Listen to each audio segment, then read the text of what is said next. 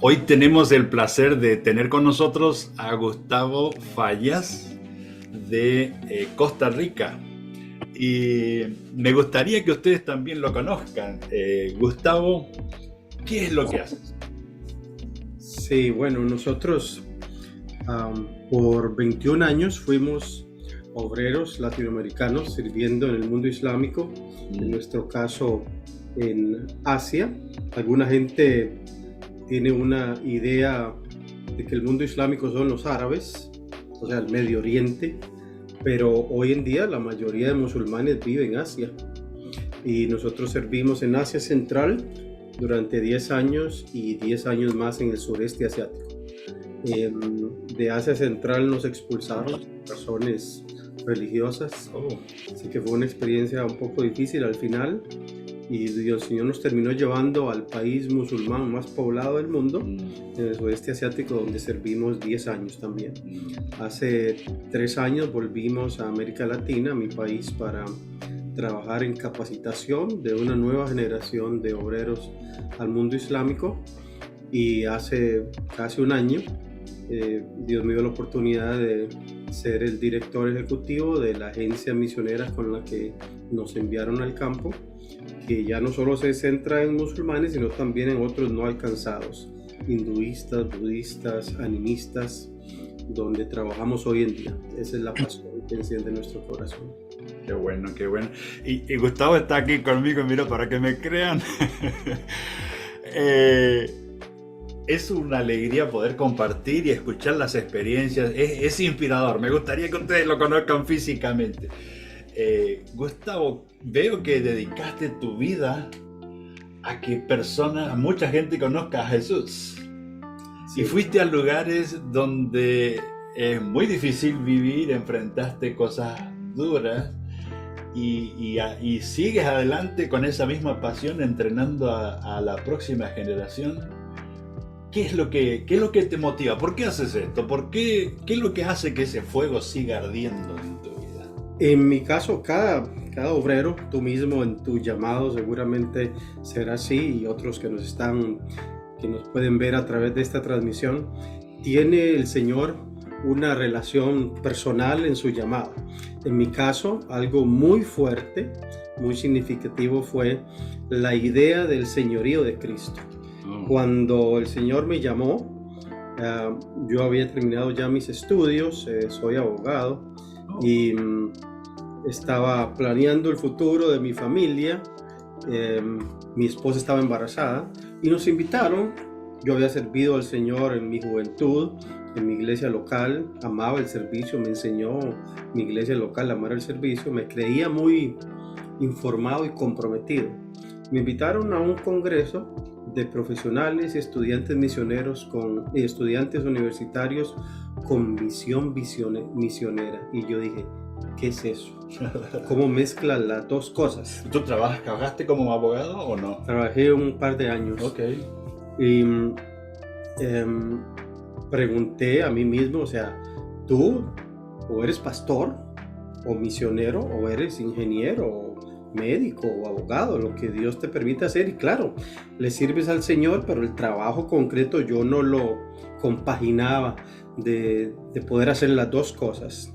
No quise ir al principio, pero el que me invitó, buen evangélico, insistió, hasta que fue un día y escuché un mensaje sobre cuántos millones de personas en el mundo todavía no habían escuchado las buenas nuevas del evangelio.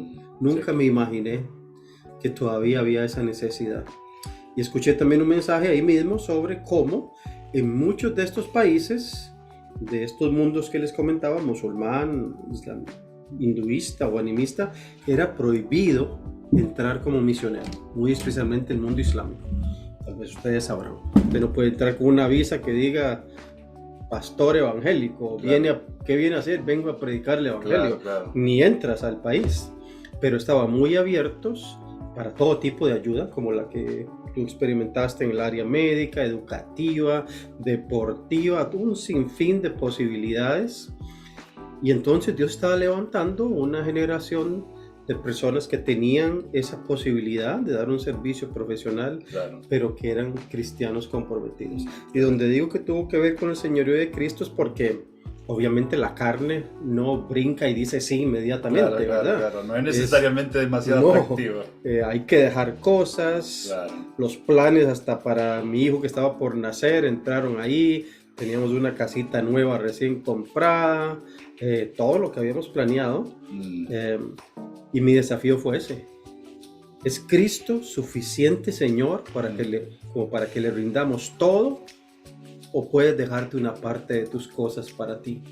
Y en mi caso concreto yo sentí claramente que no podía seguir siendo creyente y llamar a Cristo Señor si ante una demanda yo le decía, Señor, lo que quieras, pero este pedacito no. Este 1% déjamelo a mí. Ahí el Señor decía 100% o nada. Eso fue muy fuerte, y obviamente la otra fue la necesidad de que otra gente recibiera la bendición que yo tenía. Yo soy un heredero de gracia, un pecador a quien el Señor salvó por su misericordia. Sin Él, como muchos de ustedes, no sé qué habrá sido de mi vida, de mi familia, y quería que otros recibieran la misma bendición. Esa es mi motivación. Wow, qué experiencia. La verdad que es una alegría poder tenerte aquí, es un privilegio. Qué lindo que podamos compartir esta misma pasión, que es el conocer a Jesús, experimentarlo y ver cómo no solamente Dios transforma y bendice nuestra propia vida personal, sino también poder ver la transformación. A mí por lo menos me apasiona ver la transformación que Dios hace en la gente, ¿no? O sea, gente que no estaría relacionado conmigo o contigo seguramente tampoco de otra forma si no hubieras ido a esos lugares. Sí. Esa gente no hubiera tenido la oportunidad de conocer a Jesús y de experimentar lo que uno experimentó. Y tú mencionas una palabra que solemos tener que explicar los que estamos involucrados con misiones a los no alcanzados. Mucha gente donde escuchó nuestro llamado, yo entiendo que incluso por un amor, interés por nosotros, trató de persuadirnos. ¿Para qué ir tan lejos? Sí. Aquí hay mucha gente necesitada. Claro, quédate en tu país. Mira cuánta gente aquí. Deja a los otros que son felices solos. Sí, y hasta eso, bueno, esa parte no era tan fuerte, pero sí la idea de que ¿por qué tienes que irte tan largo para hacer la obra de Dios? Aquí hay mucha necesidad. Claro. Como si fuera el objetivo sería solamente que yo esté involucrado. O si el objetivo fuera solamente la necesidad de la gente. Es que tú mencionaste otra palabra, la oportunidad o la disponibilidad. Entonces, necesidad hay en todo el mundo. Necesidad la tienes tú aquí, estoy seguro. En los barrios donde viven. Claro. Necesidad está donde los hermanos que nos están escuchando salen en su vecindario. Ahí empieza su campo misionero, ahí hay necesidad. Sí. Pero disponibilidad no es lo mismo. ¿Cuántas iglesias hay en su alrededor, hermano? Donde usted vive. ¿Cuántos ministerios cristianos, radios, televisión, libros, iglesias ahora online, donde alguien que tenga necesidad de Dios pueda buscar? Hay posibilidades de comprar una Biblia, ahora en los teléfonos están, lo más cerca de uno. La disponibilidad no es la misma en el mundo. No es lo mismo un barrio aquí en Manhattan, donde hay necesidad, pero hay mucha disponibilidad, que un barrio en la ciudad donde hicimos ministerio primero, donde el porcentaje de cristianos era 0,0001%. En 25.400.000 personas distanciados a lo largo de todo un país enorme del tamaño de Centroamérica y un pedacito de México. Eso nos golpeó mucho, que mucha gente no tenía la Biblia. Tiene usted la opción de, cuando está mal emocionalmente, espiritualmente, ir a la palabra del Señor y sentirse levantado con nueva esperanza, con motivación por el efecto de la palabra. Millones de personas no tienen eso hoy en día. Y los latinoamericanos somos un continente bendecido en medio de nuestras limitaciones.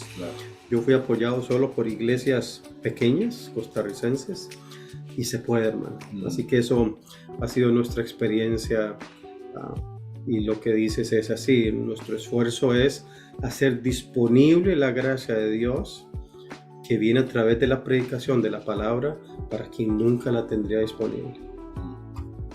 Y Gustavo, tú que tienes experiencia viviendo en zonas donde no se conoce tanto a Jesús y llevando este mensaje a personas que no tienen acceso de otra forma, y ahora formando a otros, ¿qué le dirías a alguien que, si está escuchando acá, que también tiene esa pasión, ese deseo de poder usar su vida para que otros conozcan a Jesús? ¿De qué forma, qué consejo le darías a alguien que está sintiendo ese fuego en su corazón? Bueno, nosotros creemos que Dios ya ha hecho un llamado en la Biblia para que todos nos involucremos en su misión. Okay. O sea, que el llamado es para todos. Absolutamente. Para ser ese asunto instrumentos de hacer llegar. Ese asunto de que misiones es para el pastor de misiones, el misionero, o el que está yendo a otro lugar, no solo es peligroso, sino que es antibíblico. Okay. O sea que no podemos decir, no, a mí no me toca, eso le es de otro. De aquel hermano, el hermano que Dios los llamó para ir no sé a dónde, o el que está encargado del comité de misiones. Claro. Hay que diferenciar lo que es un llamado específico luego para ir a algún lugar, como tuviste tú, como tuve yo, del que es el llamado general para involucrarse en la misión de Dios. Y yo siempre le digo a la gente, tenemos un curso en nuestra organización que se llama Dios, su misión y su iglesia, donde lo que buscamos es que cada persona se pregunte, ¿cuál es la parte mía en la misión de Dios? Y te aseguro que cuando lo haces, Dios va a responder.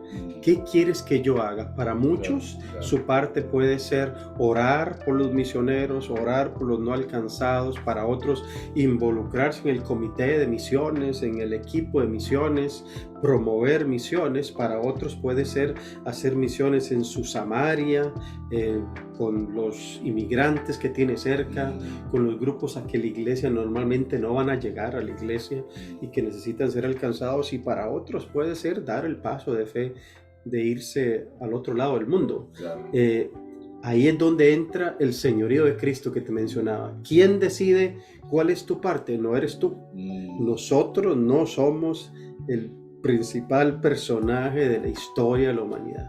O sea que nuestra función no es decidir qué hacemos con nuestra vida, sino descubrir qué deberíamos hacer. Mi mamá, no sé si ustedes se acuerdan, los buenos latinoamericanos tenemos algunas experiencias comunes, y una de las cosas que más me fastidiaba a mí de mi mamá era cuando de adolescente, que yo ya empezaba a querer tener alguna libertad, me decía, usted no se manda solo. No sé si... Está bueno. Escuché muchas veces esa frase. A mí eso me fastidió, porque ya yo creía que para algunas cosas sí tenía que responder, pero esa palabra de autoridad de mi mamá, pues Cristo nos puede decir exactamente lo mismo. Tú no te mandas. Él tiene todo el derecho de decirlo. Nos ha comprado, dice Pablo, y enfatiza, y no sois vuestros. No decides tú en nuestra vida, para nuestros estudios, para nuestro trabajo, para nuestro servicio, para nuestros planes, ponle el que sea. Vas a aplicar para algún trabajo, el creyente va y consulta a Dios. ¿Es esto lo que quieres para mí?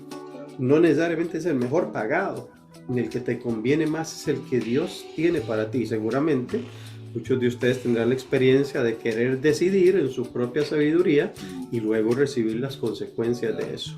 Así que bueno, esto de la misión de Dios es similar. ¿Cómo quieres que me involucre? ¿En qué área quieres, Señor? Y siendo que nuestras vidas le pertenecen a Él, cuando pasa como en mi caso, Dios te dice, me gustaría que te involucraras en esto, métete más en esto, y no siempre son voces desafortunadamente como esta de Jesús en el bautismo, ¿verdad? No siempre es un ángel bajando, claro. Es leyendo la palabra, es como Dios habla hoy en día. Y sin ninguna duda, no tengo temor en decir que cuando estudiamos la palabra de Dios, vemos su corazón para las naciones, las que tienes. Ahora mismo estábamos hablando ayer de lo que es Nueva York, un lugar donde Dios ha traído literalmente naciones de todo el mundo. Claro. Tú te puedes encontrar en Nueva York gente que ahí de donde vinieron nunca hubieran tenido la oportunidad de escuchar el Evangelio. De verdad. Y hoy en día los no alcanzados no solo están allá en Medio Oriente, en las selvas de Borneo o en los lugares más apartados de la China, sino que Dios nos los ha traído aquí. Ustedes que viven en un país como los Estados Unidos, en una ciudad como la que nos encontramos ahora, podrían buscar para Dios a dónde están esas etnias aquí, Sí. en su propia ciudad, y llevarles el Evangelio y el amor de Jesús. Gracias. Gracias. Qué hermosura, qué hermosura. Realmente es mi deseo que cada uno de nosotros podamos descubrir en oración, descubrir cuál es nuestro lugar. Yo me imagino las misiones no se pueden hacer en forma independiente, individual. O sea, se puede, pero es muy difícil. Mayormente el trabajo misionero de alcanzar a gente que está lejos del Señor es necesario hacerlo como un motor lleno de engranajes, de piezas, como recién ejemplificaba el pastor, diferentes funciones que uno puede cumplir que finalmente contribuyen a que personas lleguen a alcanzar a Jesús. Y quisiera dejarte este llamado hoy, que le preguntes a Dios, ¿qué engranaje soy? ¿Qué parte de entre las piezas que Dios utiliza para que su mensaje llegue hasta lo último de la tierra? ¿Qué parte de todos este rompecabezas soy yo? ¿Cuál es mi función? Y que puedas crecer en eso que Dios quiere que tú hagas. Bueno, espero que sea de bendición para tu vida las reflexiones de hoy, y si tienes alguna pregunta o que deja aquí abajo en el comentario o escríbenos por privado, queremos ayudarte.